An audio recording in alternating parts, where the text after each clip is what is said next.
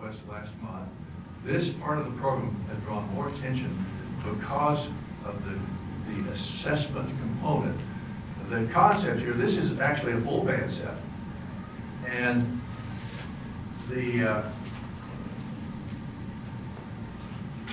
each set has 3 exercises. The first one is a unison exercise. The last 2 are actual band literature excerpts. So you're able to do the assessment of unison and then actual ensemble, balance, blend, those types of things.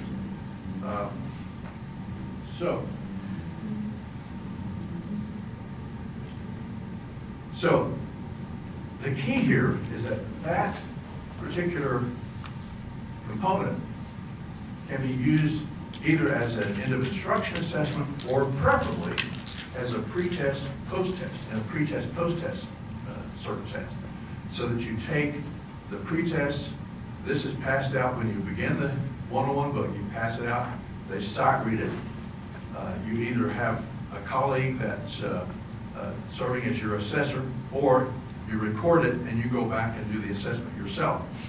We provide in each of the packets, we provide the assessment forms. Now I can show you those here in a minute. Let me just give you an idea. This is Form A. There are 4 different forms that you can use. One has a 5-point Likert scale, superior, excellent, etc. One has a 3-point scale that matches up with our market radar concept. One can be used for a written assessment of your students with terminologies, those types of things. And one can actually be an oral or verbal assessment and can be used to compile the assessments. Anyway, you do the pre-test, and then once you've completed the book 1, you pass that back out as a post-test. And use the same assessment form, make sure the same person is inter-rater reliability, make sure the same person is doing the assessment, that you or a colleague, and you can show the progress, the measurable progress that you've made from the beginning of the process of book 1 to the end of book 1. There's an assessment pack with each of the 3 books, for each of the 3 books. And we're also have plans to, within a year or possibly 2 years, depending on the band, to have a Sightreading Pack 101.2 and 201.2. So you'd have actually a collection of assessments that you can intermix, so that you might do a pre-test with one and a post-test with another, so that there's the potential, not the potential, some kind of learned reaction. So that assessment pack component is really one of the things that has really made this an interesting project. Pre-test, post-test format, 1 unison exercise, 2 actual band literature excerpts, 4 different types of assessment tools. There are also, in your book there, you'll see it in the second page, there's a self-evaluation assessment progress chart that the students can use. So they can either self-assess or peer assess. They can determine, okay, am I accurately performing some of these elements, most of the elements, or have I mastered 1.3, for example? So that's another tool that we have provided. I'm going to give you have 101, and we're going to go through 101. I'm going to give you a few examples of 201 and 301. I want to make sure that we leave enough time here to do some Q&A at the end. But let's look at the first exercise there in 101 in the book that you have in front of you. You can see the concept of the constant 8 being a visual aid. It demonstrates that C, for example, on the first 1.1, you see a dotted quarter note is demonstrated visually as 3 tied eighth notes. You see that the half note on D is demonstrated visually as 4 tied eighth notes. And all through the books, all 3 of the books, we use that same concept to show the students the concept of the constant 8, that constant flow of time. So it helps them to visualize, not just try to orally understand rhythms, but to visualize. And we take the concept into compound meter. Go to page 12 to competency set number 5. Introduce compound meter real quickly here in competency set number 5 was 6A. And we still use that concept of the constant 8. We just group them in 3s, which is what compound meter does. So they see visually, the dotted half note is the equivalent, still the equivalent of 6/8 notes. They're just grouped in 3s. And you can see the exercises. We're introducing chromatics scales there. The first book does B flat, E flat, and F. We go through the 3 common band keys, if you will. We cover those keys and the chromatic scale. Go to competency set number 9. 8, 9, and 10. Actually, take a look at those, particularly the rhythm, the meter, time, and rhythm section. We go ahead and introduce the rests. Again, going back to the concept that students have as much trouble counting and reading rests as they do the notes themselves. All the exercises in the meter and rhythm section are on unison consort F. I also encourage people to use this as a tuning exercise, so that we're not just reading the rhythms, we're also focusing on good concept of tone and good concept of intonation. So we introduced in 8, 9, and 10, we introduced rest. Over on the last competency 13 on page 28, take a look at that. At that point, we're introducing mixed meter, simple mixed meter in the first book, 4, 4, 3, 4, 2, 4, and 6A. So we covered those meters in book 1. And the last 3 pages, page 30, 31, 32, we have practice assessment exercises that correlate with the first 4 sets, with the next 4 sets, and with the last set. So if you look at the last page, page 32, that shows you how far and what the scope is of book 1. It takes you through syncopations, it takes you through some simple meter changes, articulations, etc. We do give octave options as well for the sake of some of the younger students who can't quite get the upper octave. We often give octave options there for the lower notes. So that's book 1. Book 2, let's see where we are. We got just a few minutes here. Book 2, let me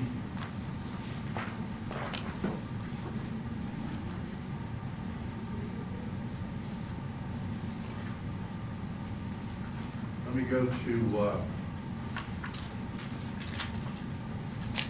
this is the first exercise in book 2. You can see the introduction of the 16th notes in book 2. And you can see this will be the second page, and some of the processes we're following in introducing some of the a little more complex rhythmic exercises. We'll skip over to set 20. For the sake of time. 26. This shows you we're getting into some rather complex rhythmic exercises with changing meter. At that point, this is toward the end of book 6. As you can see, the assessment exercises uses some fairly complex changing meters and articulations. The last exercise, let's go, this is book, we're into book 3 at this point, and have introduced certainly the 2-2 and cut time. That actually was introduced in 2. But triplets, those are introduced. Triplets over 2 beats have been introduced at that point. Okay, I'm going to go with some examples here.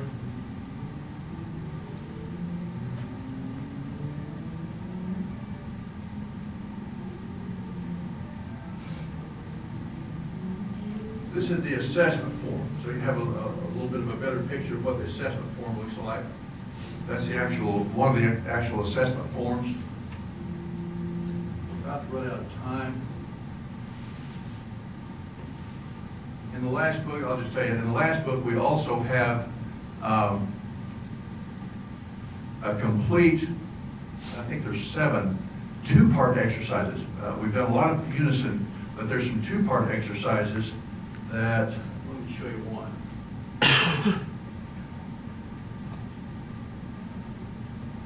Yeah. So that you can assign woodwinds to one, grasses to the other, or sections to, and this one actually incorporates chordal melodic lines and chordal harmonies. So it gets pretty complex once we get into the 3rd book and beyond. So it's not 7th and 8th grade material once you get into the end of the 2nd book and 3rd book. It is some pretty advanced material. We do introduce all the major minor scales and all 3 forms of the minor scales. We introduce the enharmonic scales as well through, I mean, all of them, 6 sharps, the whole 7 sharps, 7 flats. We also introduce modal scales, so they understand the concept of modal scales. Even have a blues scale incorporated. So let's go back. Now this.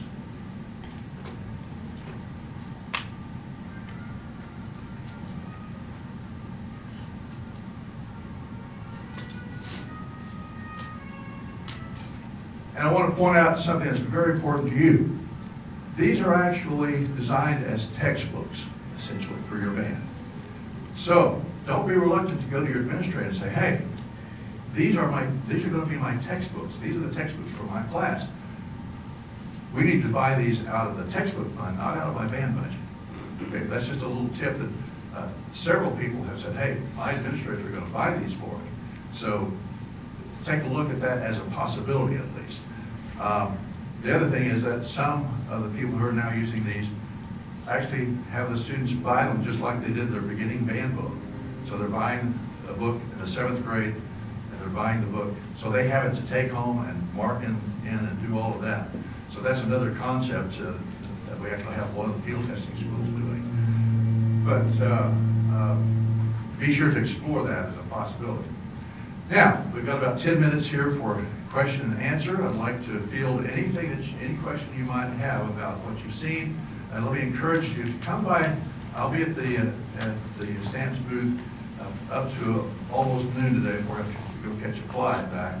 But I'll be there happy to answer any questions, and so you can see the physical books 201 and 301 and see the other assessment packages. But the question is. First off, I got one of these in the mail. I got The flyer. Excellent job on this. When I first got the thing in the flyer, I had to come check it out because I was like, excellent job on this. This is something that I've been thinking about for quite some time.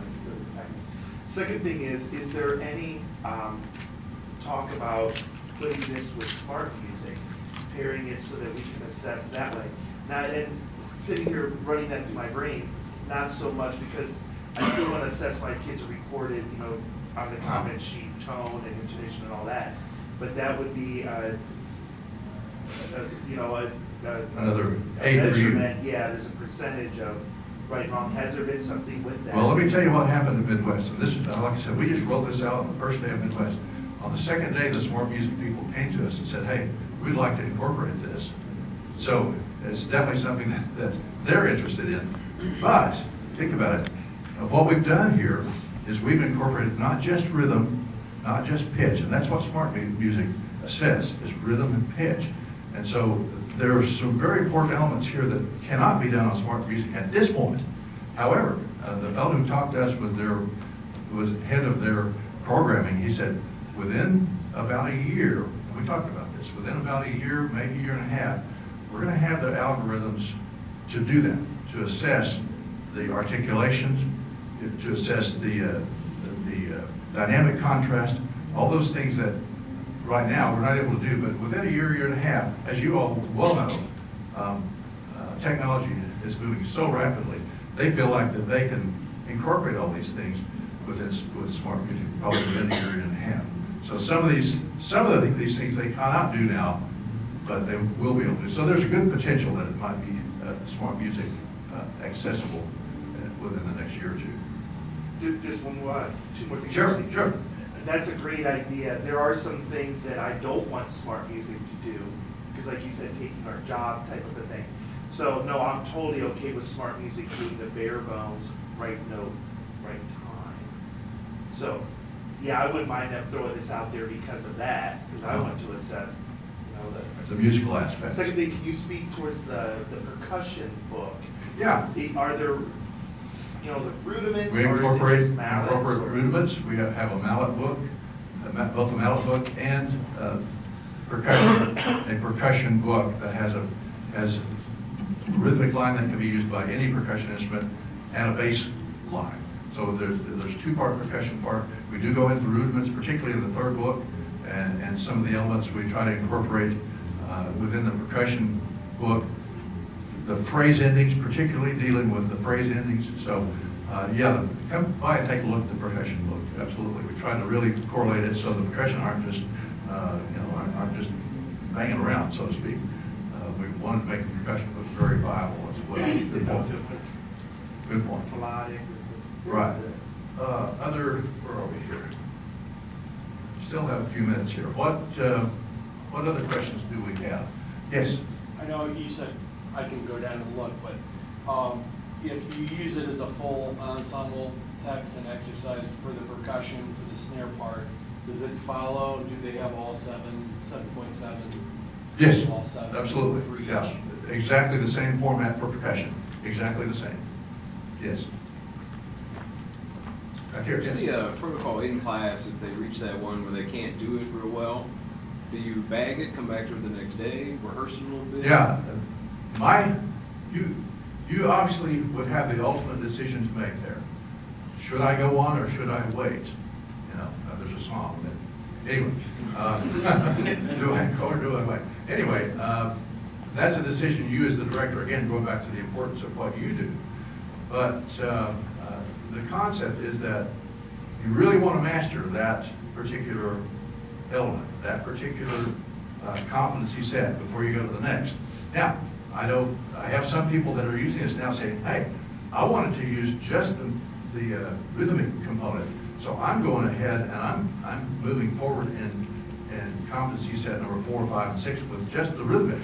So we're focusing on the rhythmic concept, then we're going to go back and master the entire set. So, it depends on what your needs are. Your kids may be doing really well with the rhythmic side, but need the pitch accuracy, or they need the dynamic. They're playing well technically, but not musically, so they may need some of these components, not all of them. I mean, that's really your decision to make, obviously.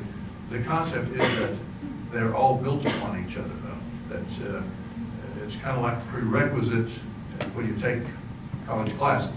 You have to have the prerequisite of Music Theory 1 before you go to Music Theory 2. So that's the concept. But there are a lot more ways to use this. I mean, I have private teachers now who are using this for their private students because of the sequential format. So it's helping them to build a sequential base for their students. So, yeah, it's up to you. But the concept is competency 1, followed by competency set 2 by 3, up to 33. And I put 13 in each book for a good reason, because I've had a lot of experience with the fact that there are 32 weeks in a semester. If you use these 2 weeks for each competency, you're not going to have 32 weeks to deal with it, because you have at least 6 weeks in your schedule that kids are going to be out for whatever. Testing for soccer games, whatever. You're not going to have full rehearsal. So I figured 26 weeks at 2 weeks apiece in the ideal setting. This gives you a full year curriculum in each book, the first book and second book. The third book actually adds some elements, and so it's a different combination of elements. But the concept would be that book 1 is a 26-week curriculum that you can get into 32 weeks, hopefully, and the second book is the same. But again, it might be a full 6-year curriculum in your school. Yes, ma'am. If I'm using this in my classroom, do you suggest, like, let's say do a couple minutes for a warm-up, then go into this and do like one exercise out of the meter, and then do some pitch accuracy, and then the next day do a different exercise out of the meter, or do you suggest doing like all of it? Well, you'll notice if you look at that just about every 4-bar phrase has repeat signs. That's so that if you run into one of those issues that they're having problems with, you can use that repeat sign over and over for repetition and reinforcement. If I were doing this, I'd probably do exactly what you say, maybe 3 or 4 minutes of warm-up, breath support, that type of thing. Then I would go through without the repeats. I'd go directly through without any stop. Because it's designed for you to be able to go from 7.1 right into 7.2, right into 7.3, right into 7.4, 7.5. You can actually play all the way through the 6 exercises, the 6 topics, in probably 4 minutes. And then you can assess, okay, where do I need to go back and focus on? Let's take the 4 bars from the first 4 bars in 7.4, and let's repeat those 4 bars. You know, some of the elements you won't have to rehearse much. They'll master. But some of them you'll want to focus on some repeats.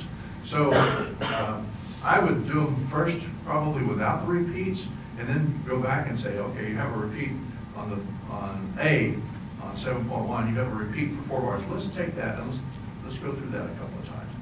So I think that's a good concept. But you have to tailor it to whatever time you have. If you have a 30-minute rehearsal, you're not going to take 10 minutes on this by any stretch of the imagination. It might be 3 or 4. If you have an hour and 15 minutes in a block schedule, you might be able to spend 10 minutes on on one competency set. Yes? For individual practicing purposes, is there something you guys are thinking about coming out with, like a recording or something with the examples? Does kids have something that they can hear and go with? Well, it probably would be the smart music concept. Sometimes I have a philosophical difference with some of those things, simply from the standpoint that because kids have been let me word this correctly. We've taught by rote so much, and not you guys, obviously. You're here at 8 o'clock because you're interested in helping your kids, but some teachers have taught by rote so much that the kids expect to be spoon-fed the rhythms, the melodic lines. So the concept here is that we need to teach independence. So I don't want them to depend on hearing a recording and imitating the recording, and that may not be what you're asking about, but I really don't want them to hear exercise 7.4 and then go back and repeat it. They're not learning the concept of rhythm and the concept of pitch and the concept of articulation if they're imitating.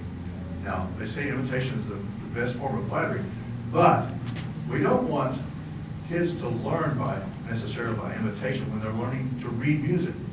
We want them to learn the concept of rhythm, the concept of constant eighth, the concept of, this is easy. Reading rhythms are easy. It's just they have to learn the concept. They have to learn the concept. So I have a little bit of a philosophical issue with putting recording out there that they're going to imitate. Because I'd much rather them learn to read and learn what the interval is from G to C or G to D, what that sounds like. You know, how do I play that octave?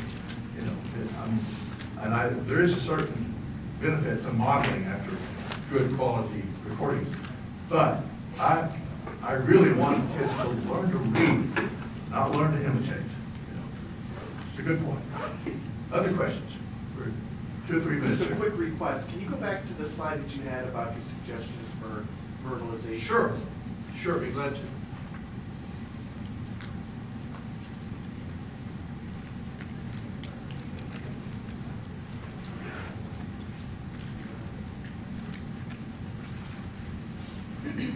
It is. Yeah. And this is just something I've used, and I find it very helpful that the students understand the difference between all of those articulation marks, and those are the most common that you see there. And to be able to verbalize those, if you can have them verbalize what they're seeing there in the articulation markings, it helps them to clarify in their minds the difference between those. Well, I hope this has been of some help to you. I encourage you to be doers. You know, sometimes we get frustrated in our positions. We get frustrated with our kids. We get frustrated with our spouses. I encourage you to be doers and not whiners. There's a story about Maria who decided she wanted to be a giver, and so she decided she wanted to become a nun. She went to the convent, and the priest says, you understand that this is the convent of silence.